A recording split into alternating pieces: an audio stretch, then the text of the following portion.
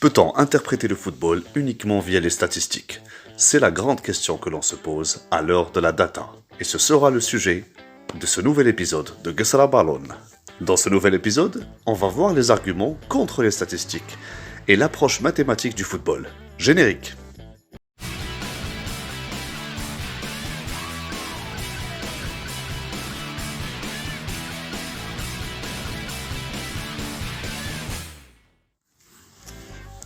Dans cette première partie, nous allons voir les arguments contre l'utilisation des statistiques. Argument numéro 1, le sens du jeu. Le flair, l'instinct, la vista ou même le QI football. Des concepts représentant la capacité d'un joueur à sentir l'action et effectuer le geste le plus efficace dans une situation donnée. Communément, on parle d'aller dans le sens du jeu. En tant qu'observateur, nous pouvons également juger si le joueur a pris une bonne décision par rapport à une action ou non. Un joueur pourrait par exemple réussir plusieurs dribbles mais raterait des occasions de passe ou irait s'isoler et conduire l'action dans une impasse. Typiquement, on parle de choix souvent égoïstes par exemple qui vont donner des statistiques positives mais un observateur comprendra rapidement que ce sont de mauvais choix. D'un point de vue statistique, chaque action aboutit à un échec ou à une réussite. Un dribble réussi ou une interception manquée par exemple. C'est une lecture binaire du football. L'observateur pourra juger de la pertinence de ce geste dans cette situation et dire si c'était la meilleure décision ou non.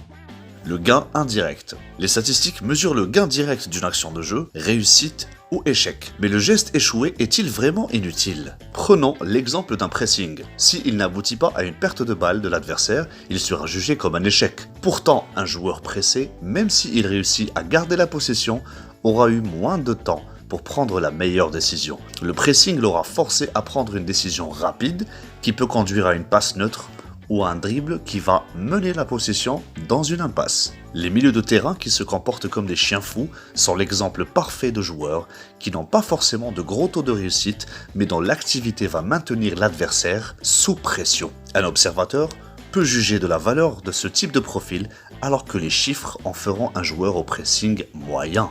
Un autre exemple de gain indirect est le possible danger créé ou sauvé. Une interception sur Kevin De Bruyne est-elle plus difficile et plus utile à l'équipe qu'une interception sur Thilo Kehrer?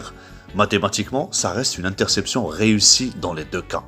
Pourtant, le gain indirect sur le déroulement de l'action est clairement pas le même, le Belge étant capable de servir des caviars à la moindre occasion, alors que l'Allemand...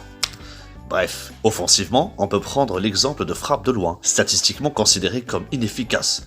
Le gain indirect de ce type de tir est de faire sortir une défense et créer la confusion sur les seconds ballons. C'est une arme utile contre les blocs bas, qui même si elle n'aboutit pas à des buts en pleine lucarne de 30 mètres, aura le mérite d'apporter quelque chose dans le jeu. L'impact mental. Le football est un sport pratiqué par des humains. Il est donc impossible d'isoler l'impact mental et de prévoir les réactions des joueurs face à certaines situations. Une équipe peut par exemple utiliser l'agressivité à outrance en répétant les fautes pour casser le rythme de l'adversaire, le faire déjouer, voire le faire sortir de son match. Coucou les bagarres générales en fin de match. Un joueur peut également être la cible de fautes volontaires tout au long du match afin de l'intimider, voire dans certains cas le terroriser, voire Vinnie Jones et Paul Gascogne. L'effet du score est un autre élément intéressant à observer. S'il est possible de calculer l'effet du score sur une équipe, voir si ses performances s'améliorent ou non selon le score, il est compliqué de le faire à l'échelle d'un joueur, car cela est dépendant de facteurs tels que coéquipier, coach, l'adversaire, l'importance du match, le sang-froid, le courage, le fighting spirit comme l'appellent les Britanniques, est un élément observable mais difficilement mesurable. Le jeu sans ballon, pourquoi les recruteurs se déplacent-ils pour aller voir des joueurs alors que tous les matchs sont accessibles en vidéo ou via des chiffres? C'est simple, le jeu et le comportement sans ballon. Johan Cruyff disait que quand vous disputez un match, c'est statistiquement prouvé qu'un joueur a le ballon 3 minutes en moyenne.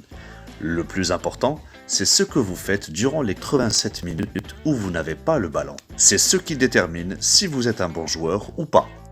Le problème et qu'il est pour le moment quasi impossible de mesurer le comportement sans ballon pour la simple raison que ce ne sont pas des éléments qui entraînent une réussite ou un échec. Comment mesurer la qualité de la prise d'information, le timing du départ de course ou les choix de décrochage pour anticiper le jeu? Un joueur comme Pippo Inzaghi pouvait disparaître pendant tout un match, toucher 3 ballons, rater 2 contrôles et pourtant marqué un but. Le secret, c'est que pendant 90 minutes, il a préparé ce moment, s'est fait oublier des défenseurs et a fait des déplacements particuliers, parlant également des appels de balles qui permettent de créer des espaces pour des coéquipiers en étirant les défenses ou en attirant les joueurs hors de leur zone pour ouvrir des trajectoires de passe ou des solutions pour faire avancer le jeu. D'un point de vue défensif, comment juger mathématiquement la distance que laisse un défenseur entre lui et son attaquant ? Demandez à Paolo Maldini qui arrivait toujours à estimer la bonne distance pour pouvoir intervenir sans pour autant être pris dans la profondeur. Comment juger de la qualité d'un marquage ? Si un joueur est correctement marqué, ses coéquipiers vont éviter de jouer avec lui et du coup, le défenseur aura des statistiques faibles. Pourtant, il aura supprimé le danger en le bloquant à la source. Les chiffres sont malheureusement incapables de mesurer ça de manière efficace. Nous venons de voir 4 raisons qui nous poussent à dire que les statistiques sont assez inutiles pour comprendre complètement le football. Si vous avez d'autres arguments, n'hésitez pas à en débattre en commentaire, à vous abonner et laisser un petit like, si vous appréciez notre travail bien sûr. Dans le prochain épisode, nous verrons quels arguments seraient plutôt en faveur des statistiques dans notre lecture du football. Mais d'ici là, der qahwa ou strelwa bag salabalon.